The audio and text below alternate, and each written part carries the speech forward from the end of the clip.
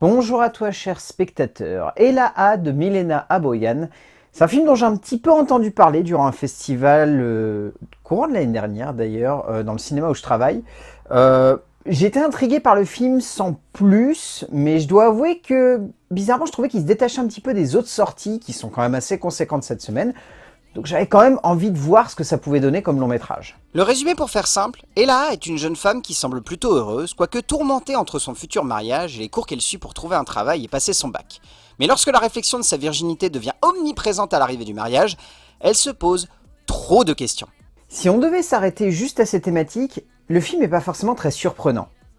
Dans le sens où Ella est typiquement le genre de long métrage qui va sur un terrain qui a été arpenté par de nombreux réalisateurs par le passé, mais l'œil de Milena Aboyan, il est particulièrement beau.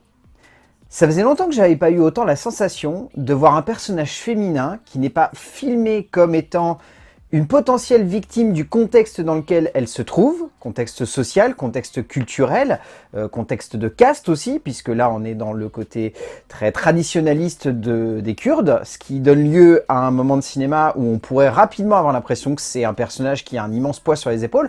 Mais l'œil de Milena Aboyan est tellement dans cette idée que cette femme possède une force et une puissance qu'elle a en sa possession, mais qu'elle a peur en fait de complètement décupler, que c'est là en fait que le long métrage réussit à vraiment détacher sa grande force et finalement sa sensibilité par rapport au traitement d'une protagoniste qui, comme je l'ai dit, pourrait ressembler à plein d'autres protagonistes du même style qu'on a déjà vu par le passé dans le cinéma.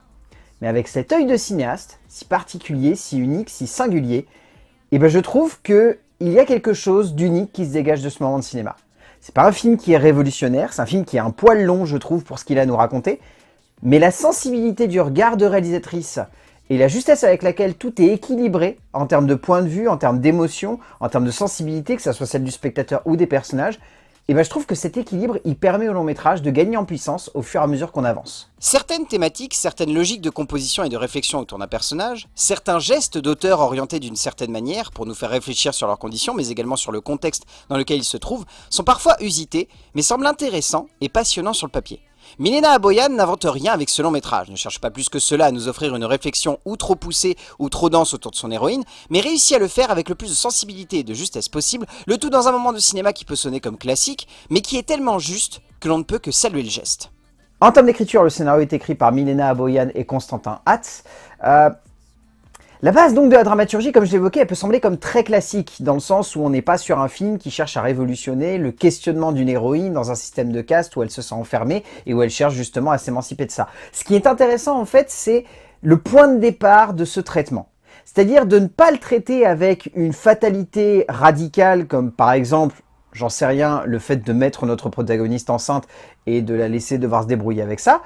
L'idée d'avoir quelque chose de plus subtil et de plus élégant et d'avoir ce questionnement profond sur ma virginité définit ce que va être mon futur mariage et ma future relation avec ma belle famille et ma famille, ça permet au film d'avoir un impact émotionnel qui est beaucoup plus simple et qui permet d'avoir une attache à cette héroïne qui est de l'ordre aussi du questionnement. Parce que du coup, en tant que spectateur, on va se demander si cette héroïne, finalement, elle en fait pas un petit peu des caisses avec tout ça. Et le fait de découvrir au fur et à mesure tout ce qui entoure, finalement, ce petit élément de scénario qui, selon nous, au début, peut sembler petit, mais qui pourrait leur représenter quelque chose d'immense, représente son monde, ça permet au spectateur d'avoir un vrai investissement émotionnel, pas uniquement dans le sens où il est sensibilisé par rapport à la condition de cette héroïne, mais aussi dans le sens questionnement. On se questionne parce qu'on se demande pourquoi c'est aussi important, ce truc-là, ce qui nous semble anecdotique. Et j'aime bien en fait ce traitement-là parce que il part de quelque chose de simple, mais il va vers quelque chose de beaucoup plus grand et qui du coup nous permet en tant que spectateur de vraiment voir toute l'ampleur dramatique que les deux scénaristes ont envie de mettre en place, ont envie de développer. Et du coup, on n'est jamais dans un enfermement qui va être une dramaturgie, on va dire simple, qui va être linéaire et qui va être trop unidirectionnel dans le traitement d'Ella. On est vraiment dans une expansion constante en fait de ce que cette dramaturgie veut raconter, de ce que ces questionnements évoquent, de ce que les rapports que va entretenir Ella avec son entourage, avec ses amis, sa famille ou son futur mari, on veut voir ce que ça va donner. Et c'est ça en fait qui porte le scénario et qui lui donne cette puissance dramatique qui peut sembler anecdotique au début, mais qui ne l'est jamais en fait. Hatz et Aboyan composent donc cette écriture autour de cette thématique, de cette réflexion, à la fois de la place d'une femme dans la communauté kurde, et ici celle implantée en Allemagne, mais en cherchant tout simplement à questionner l'idée de pureté dans un monde où l'on passe notre temps à la remettre en question, sans forcément lui donner du contexte. Que ce soit à cause de ce que le passé a pu laisser comme trace, ou que ce soit par le regard de l'autre dans une société cherchant à mettre le plus cela en avant, les deux scénaristes questionnent ainsi l'idée du point de vue, en développant une écriture qui peut sonner comme classique, mais qui marche par notre héroïne et par le regard du spectateur sur elle. En termes de mise en scène, l'œil de Milena Aboyan, il est très singulier. Dans le sens où, à aucun moment, j'ai eu la sensation que le film en faisait des caisses ou était trop grandiloquent dans sa structure, dans son développement, dans la manière de jouer avec le montage, de jouer avec la mise en scène. Déjà, il y a ce format qui est vraiment une démarche particulière de réalisateur aujourd'hui. Et on sent que la réalisatrice, elle a envie d'utiliser ce format le mieux possible, dans le sens où, certes, ça montre l'enfermement de cette héroïne dans sa condition de jeune femme, dans la communauté kurde, en Allemagne, et du coup, ça nous montre qu'elle est bloquée là-dedans. Mais, dans ce format, il y a énormément d'espace. Et moi, c'est ce qui m'a beaucoup marqué, c'est qu'à aucun moment, le film ne semble vouloir enfermer son héroïne. Au contraire, elle a tout l'espace qu'elle veut autour d'elle. Il y a de nombreux moments où Aboyan a choisi de la montrer dans un grand décor.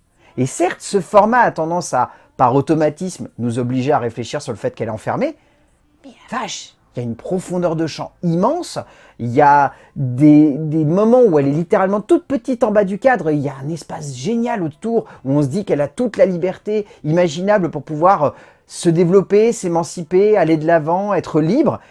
Et en fait, c'est elle, dans sa tête, qui s'oblige à s'enfermer, et du coup, le cadre ne devient plus une envie de la part de la réalisatrice, mais plus une projection de l'espace mental de Ella. Et c'est très intelligemment fait parce que ça ne devient plus un choix de réalisateur, ça devient une logique émotionnelle. Et moi je trouve ça fort parce que, encore une fois, c'est un choix, en tant que tel, il a été fait par plein de réalisateurs avant. Mais le fait de le définir ainsi et d'en faire un élément qui porte l'héroïne et non pas qui porte le film, et ben je trouve que ça crée un impact sur le spectateur et ça fait qu'on est encore plus investi dans cette histoire. Et au-delà de ça, le travail du montage est très fluide. Ça joue sur beaucoup de plans séquences, beaucoup de longs plans, beaucoup de plans sans coupe, ou alors les coupes sont très légères, très délicates. Elles veulent vraiment accompagner l'héroïne. C'est un film très élégant finalement pour un sujet qui est tout de même dur et qui, d'un point de vue émotionnel, pourrait inciter plutôt à aller vers du rythme, vers de l'énergie. Mais le film est d'une sensualité, presque d'un point de vue cinématographique. C'est très apaisant à regarder. Aboyan ne veut pas trop en faire, esthétiquement et narrativement, cherchant le plus possible à appuyer une scénographie accompagnant son héroïne au fil de son aventure en s'éclipsant derrière une caméra qui se met au service d'Ella, plutôt que de chercher à la mettre trop en relief par le biais du montage ou des cadrages. Cela se ressent notamment dans le simple fait de commencer et de terminer le long métrage sur des regards caméra, comme si cette jeune femme n'était pas simplement au centre du récit, mais dominait le métrage, comme je l'évoquais avant, porter le regard de la cinéaste, donnant ainsi une dimension presque méta à la logique de narration visuelle de l'auteure allemande. En termes de casting, je trouve celui-ci particulièrement juste. Je veux dire, chaque acteur campe à merveille son personnage, que ce soit Zvlatko Popadik, que ce soit Beritan Balki, que ce soit Kansu Lian, que ce soit Deria Dilber, que ce soit Armin Yaedi Yegane, que ce soit Nazmi Kirik, que ce soit Deria Dourmaz, enfin, chaque acteur a vraiment la petite scène qui le fait briller. Il y en a beaucoup, c'est leur premier rôle au cinéma, ça se sent pas. Je trouve qu'ils ont une spontanéité et une intensité à l'écran qui démarquent complètement. Mais je vous mentionne plein d'acteurs, mais pour moi, ils sont très tertiaires. Parce qu'en fait, il y a une actrice. Une actrice qui a un investissement physique, une aisance à l'écran, moi, qui m'a subjugué, une intensité dans chaque cadre qui m'a transcendé. Si le film fonctionne et si le film est aussi bon, c'est clairement grâce à elle. Bayan Layla est extraordinaire. La jeune femme donne tout ce qu'elle a pour cette jeune femme, qu'elle emporte totalement du début à la fin du long métrage par le biais d'une interprétation délicate, troublante et fascinante.